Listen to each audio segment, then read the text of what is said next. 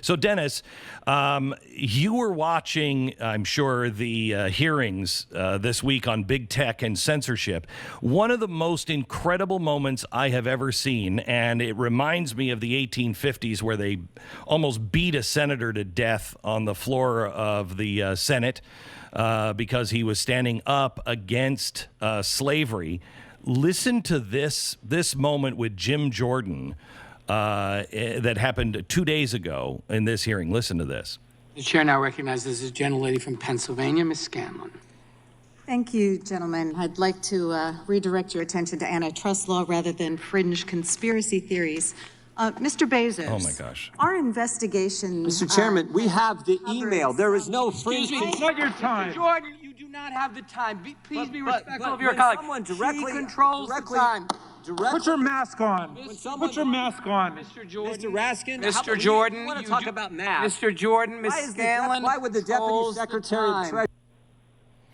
It is amazing that Scanlon from Pennsylvania, the congresswoman there, calls conservatives being dethrottled or depersoned or shadow banned a conspiracy theorist. It's not a conspiracy theory, is it, Dennis? We're living in a very perilous time, Glenn. I have spent my life calming fears. I don't get scared easily, but I am scared not of the virus, not of death even, but I am scared of the death of America and the West. And the left has announced that it can't stand either. And what you do is you lie on behalf of your cause.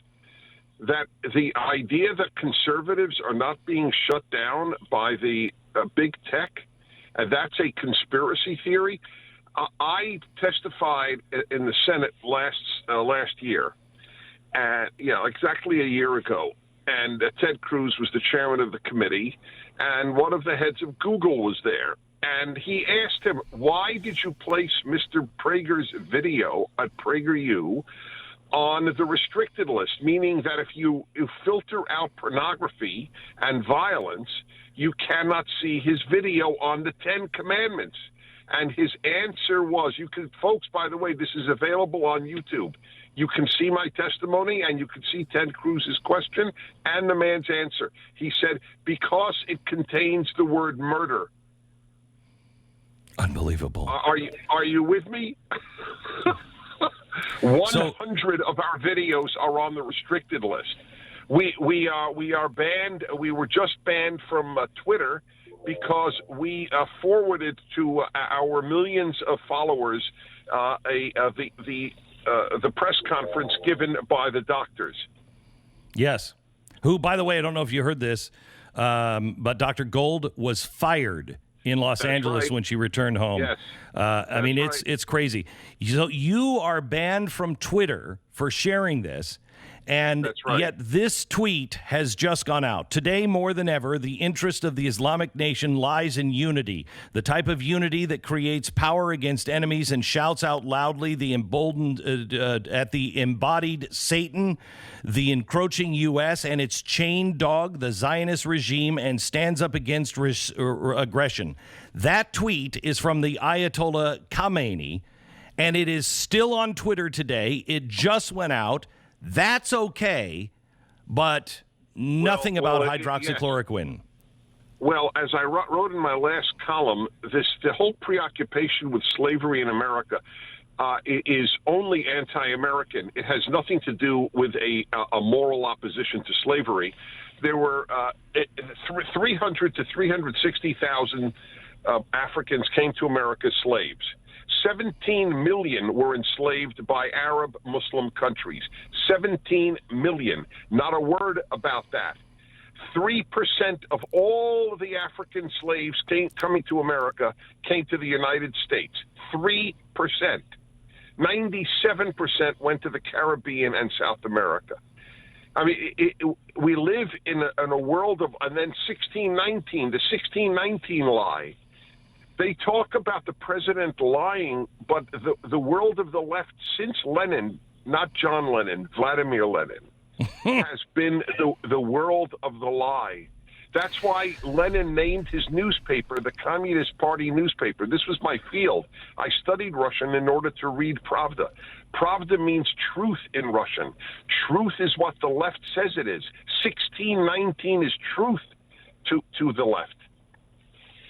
So, Dennis, you have studied Russia. You were there with Reagan as we dismantled the evil empire. I think there has been a dramatic change in Washington. They have fully pulled off the masks. They don't even fear. They don't fear touting this lie. This hearing with Bill Barr was unbelievable. Just unbelievable. They weren't listening to them. They were setting up a conspiracy theory. They are demanding respect while calling someone a murderer. The lies are growing so out of control, Dennis, that one of these things is going to break, either the back of the United States or the back of what used to be the Democratic Party and now is just a Marxist party. Where do we go from here? How does this work out? Right. Excuse me. The issue is clear. You just said it. I've been saying it. Either America survives or the left survives. It is a battle for survival. Everything the left battles, everything the left touches, it destroys. The universities, the arts, now sports. I mean, how does one watch baseball, football, or basketball now? The players have announced that you and I and 95% of the fans are scum, because if you're a racist, you're scum. Let's be honest. So I want you to cheer for us and pay for us, but I want you to know I have utter contempt for you and your flag. But please watch the game. I mean, if Americans if they don't fight even on that basic level, which is a loss. It's a loss. Sports are important. The arts are important. The leading music critic of the New York Times said we cannot have any more blind auditions for orchestras. Orchestras are selected by you get the next violinist, you get the next trumpeter. They play behind a curtain, so you cannot know race or sex or looks or friends, nothing. He wants to end it in order to have more blacks in orchestras. Everything they touch, the schools, the Los Angeles. But see, wait.